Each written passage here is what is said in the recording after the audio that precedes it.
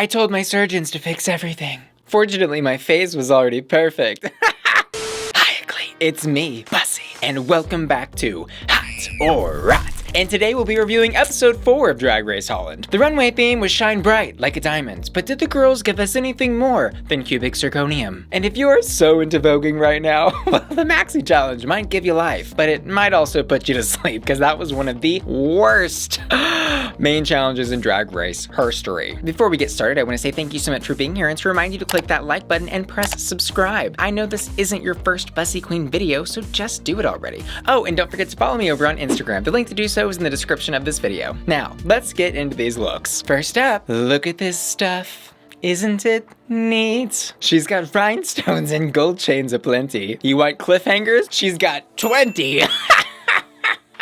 I went back and I got the tea on the toes because when I was watching the runway originally, I was thinking, oh my god, they're about to jump. Somebody saved them. And even Fred brought it up when he was critiquing Chelsea Boy's look. I zoomed in and it turns out the shoe actually just has a really bizarre platform on it where it kind of cuts off in the middle of the front part of the heel. So it looks like her toes are just hanging out there on their own, but in fact, they are mostly actually supported. I guess they're supposed to look like shells or some sort of barnacle, but I also don't think that totally excuses having your biscuits out for everyone to see on the runway. And as for the look, she was going for this underwater fantasy, but I think she drowned a little bit while she was down there. Perhaps she was weighed down by the 50 pounds of stones that she said she was wearing, or maybe the crushing weight of delivering the best runways from the entire cast on the season so far. But you know what they say, the bigger they are, the harder they fall. This look is very confusing for me. I do get treasure chest from this, but I also get like bleeding heart of Mary on the chest with this strange nude illusion gown that does not have enough stones on it to warrant wearing a nude illusion gown, and then the back of the dress has a net. I think I would have preferred if the entire dress actually was just made of that netted material and then adorned with those same accessories and stones. Moving up to the makeup, it's this sort of Marie Antoinette sad clown fantasy, and I'm not quite sure how that melds with the rest of the look. Like, is the beat pretty? Yes, she looks gorgeous, but it just doesn't make any sense. I need more sparkle, I need more shine, and maybe a mermaid tail. This would have been great as a mermaid look, especially doing a treasure chest type of fantasy. She's looking a little shipwrecked, and this just isn't a treasure chest I would open, even if I had the keys. It's going to be a rot. And as a friendly reminder, I know a lot of you are new here, but when I say rot, it doesn't mean that it's the end of the world, and it does not mean I do not like that queen. It simply means that I don't like the garment that they're wearing on the runway in this specific episode. It's not that serious. Because at a base level, yeah, these queens are stunning. I'm simply comparing the looks to the theme that they were given and the other looks on the runway as they're shown to us. My opinions are certainly not the gospel, so don't crucify me for them.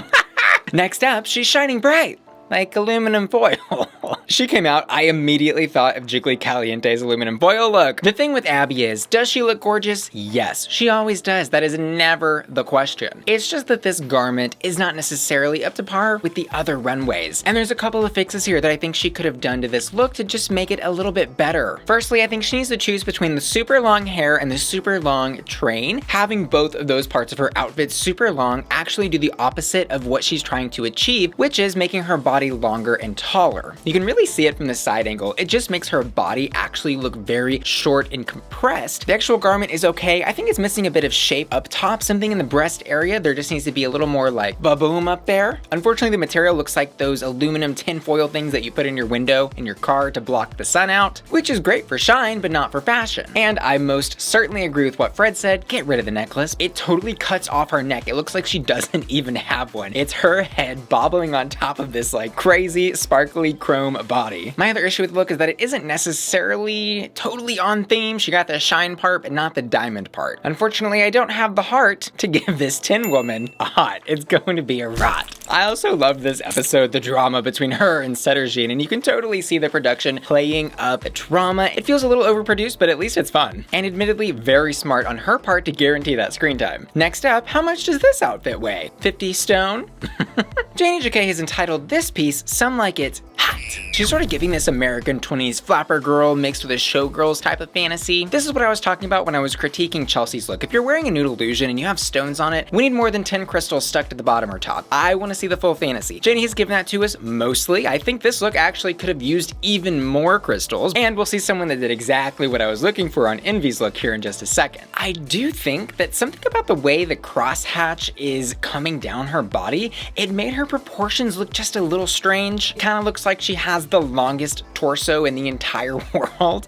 And maybe she could have fixed that by wearing larger breasts, or maybe just changing how the gown was stoned. I'm not sure. And it's not like a huge issue, but it's there. The high points of this outfit, as they always are with Miss Janey, is gonna be that hair and mug. The rhinestones on the face are gorgeous, and I know it can be so tedious to stone your face, and she has done it really tastefully. She let those little blonde curls peek out from underneath, and I thought that was a really pretty way to do that. I think this dress makes even more sense from a distance. When we get that wide shot showing the bottom part with those ruffles at the bottom, it looks so gorgeous. It kind of looks like she's just this like floating, levitating goddess on a little pink feathery cloud. Unfortunately, her ostrich feathers did fly the coop while she was walking the runway, but it still looked good. I assume that this was probably engineered this way so that she could remove them in case she had to lip sync, which is really smart thinking. It is a hat for me. The next queen got herself into a bit of a hairy situation tonight on the runway. It's Mama Queen. First of all, this hair and hat is such a bizarre choice for a runway called Shine Bright Like a Diamond. The judges, I think it was Amber, critiqued her and said that those should have been crystals, and then Mama said, okay, well I tried that, but they were too heavy. Some black Mardi Gras beads would have been perfect for something like this. Shakes off the hat and the jacket, and it gets a little bit better. I like her outfit now with those two things removed from the waist up. She's got a ton of crystals dripping from her head, shoulders, and chest over some black vinyl material, but then the rest of it, there's so many strange pieces incorporated into this look. It's kind of like she didn't know quite what she was doing. She called it Black Panther, and then she put leopard print on her tights. And then she didn't carry the same type of crystal dripping from the top part of the outfit to the bottom. It's totally different. And then of course, the shoes. Girl, the shoes. Biscuits. What's going on down there? Once you see those feet, you cannot unsee them. And the issue isn't like the actual shoe, it's just the nude tights completely contrasting the rest of the outfit. And girl, we better get these toes off the runway before Nina West sees them, because she is gonna be hungry when she sees these. So to fix this look, I think Mama should get rid of those reveal pieces, because the reveal pieces, if you're going to have reveal pieces, really should be their own individual look. And they don't really look like anything other than reveal pieces on top of a look. So throw those aside and then replace those leopard print stockings that are on her legs and arms with that black latex or vinyl material that's on her chest and stomach. I think this look really could have been simple, sleek, and sophisticated had it all just been black material from head to toe. From the neck up, Mama Queen gave us high fashion, but the lowdown was a rot. Next up, Envy Peru called this look Studio 54. More like Studio 50 horror, am I right? Wow.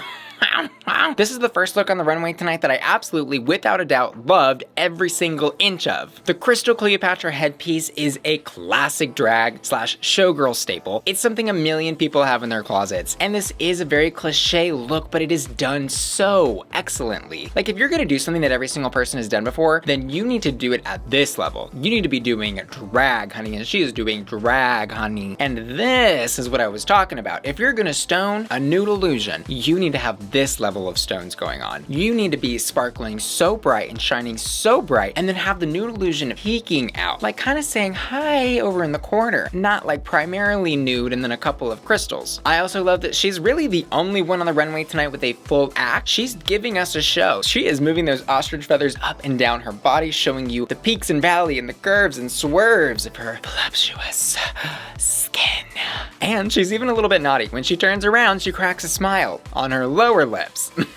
So is this exactly what I expected when I saw the runway theme this week? Yes. But did she do it flawlessly? Absolutely. Kim Petras said it best. VVS is the only kind of ice I want, and Envy's the only one that's got it. It's a hot. Next up, we love a queen that promotes public safety in the middle of a pandemic. Madness Madness comes out of the runway with this sort of crystallized skull mask covering half of her face. I kind of was getting a little bit of Phantom of the Opera vibes from her. The top part of her makeup is sort of painted like a skull, so the whole thing is very gaunt and spooky. And then the rest of the outfit is just okay. As usual, Madam Madness gets a hot for the mug. That wig, I love it. I don't know how or why it exists, but it does, and it is beautiful. Her body kind of looks like an expensive designer ice cream cone, and then the top part is the soft serve made of crystals and flames, and it's really, really pretty. The dress is maybe a little bit uninspired and plain, but the hair and makeup are flawless. And then the big reveal, she shaved her beard.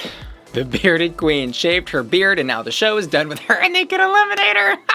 It's almost like she knew she was leaving, so she was like, okay, well, I'm gonna show the world that I can paint my face without a beard. Here we go. But you know, they kind of built it up to be this thing like, oh, what's under the beard? What could be under there? Will she be pretty without the beard? And it's like, obviously, she has amazing makeup skills. Of course, she's just gonna put a little foundation on her chin and call it a day. It's not that big of a deal. Altogether, I wish she would have chosen a more cohesive theme for this runway, and I don't necessarily think that it hits the mark of shine bright like a diamond. I think incorporating that same pattern that she has in the hair into the gown could have been legendary. But this look is very pretty, and she tried something different and shaved her beard for the judges, and you know, she was trying to step out of her comfort zone, and I think she should have been rewarded for that. So while there is a fire burning there, I think it's really just a warm hot. Next up, the infantry is coming. It's Sederginne. She's giving us a look that she has called Super Glam Nanny, and I'm getting that. It's so beautiful. Her outfit is totally red, the carriage is red, all the jewels and glitter and sparkles. I mean, this bitch is shining. The coat that she is wearing is tailored beautifully, and then she's got that gorgeously stoned and intricately patterned cage skirt around her waist. The proportions are crazy every time she hits the runway. There's the dangly, sparkly headpiece on top grabbing your attention, and then you're like moving your eyes and they don't know where to go because everything is so beautiful, and then you see the baby carriage and you're like, wait, why the hell does she have a baby carriage? And then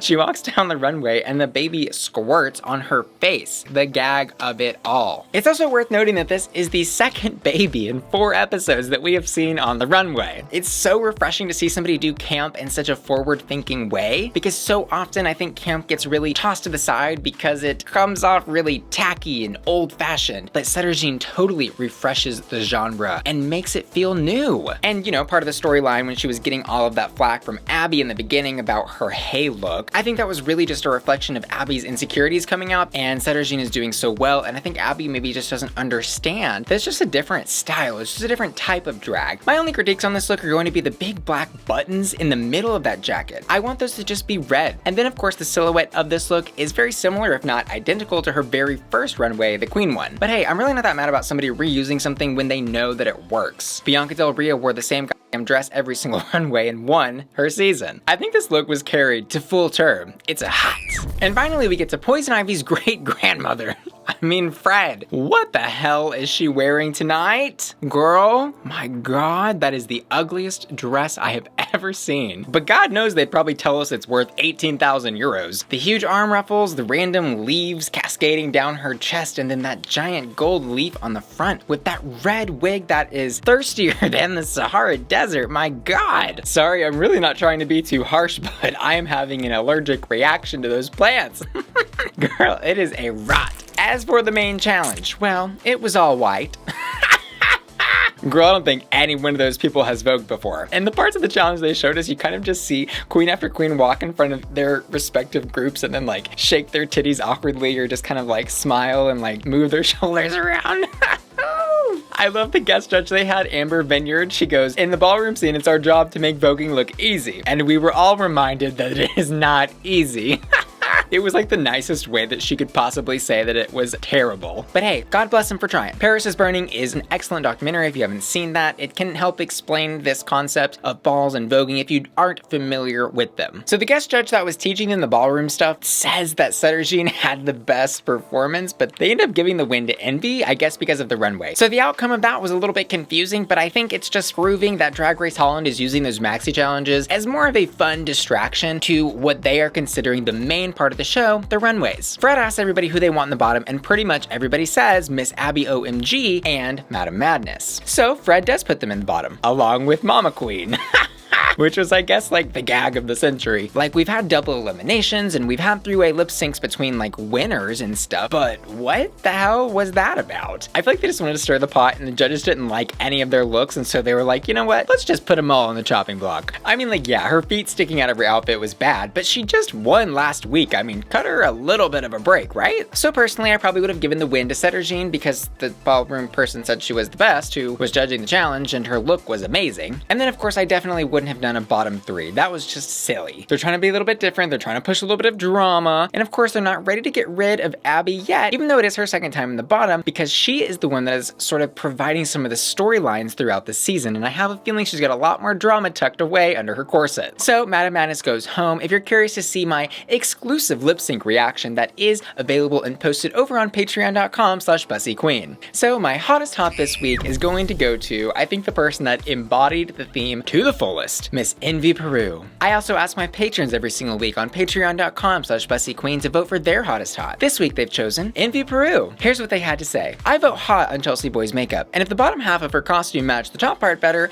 I would have voted for her overall. My only rot would be to poor Miss Abby, which is to say the rest were that good. It's hard to choose. Everyone looked so good. I literally gasped at many of them, but Mama Queen's look was amazing. I couldn't think of anything wrong with it. My patrons make Bussy Queen possible and get exclusive benefits like early access to my videos, their name and credits, personal shoutouts, and access to exclusive videos like lip sync reactions and my deleted video archive. I'd like to give a special shout out to Abby, Adam, Anonymity, Bonnie, Blythe, Brandon, Caroline, Catherine, Crystal, Curtis, Derek, Daniel, Ed, Elizabeth, Evelyn, Hannah, Hassan, Ivan, Jaker, James, Janine, Joseph, Jude, Kelly, Kevin, Manny, Matt, Maxwell, Michelle, Michael B, Michael H, Miguel, Onion Fairy, Oscar V, Oscar D, Terry, Rick, Robin, Shado Sinclair, Stephanie, Susan, Tacosita, Tony, Vanessa, Veronica, Zincat, and Midnight 19, who are all supporting me at my hot tier. Bradley, Cameron, Craig, Evan, Freddie, Glenn, Jenny, Kiki and John, Sailor, Shannon, Sloth's World, Sunshine, Tina, and Timotheus, who are all supporting me at my hottest hot tier, and Kevin, Marty, Matthew, Mike, and Tom, who are all supporting me at my Bussy Queen Collector tier. You can join my Patreon family over at patreon.com/BussyQueen. Thanks so much for watching, and I'll see you guys next week. Love ya. Bye.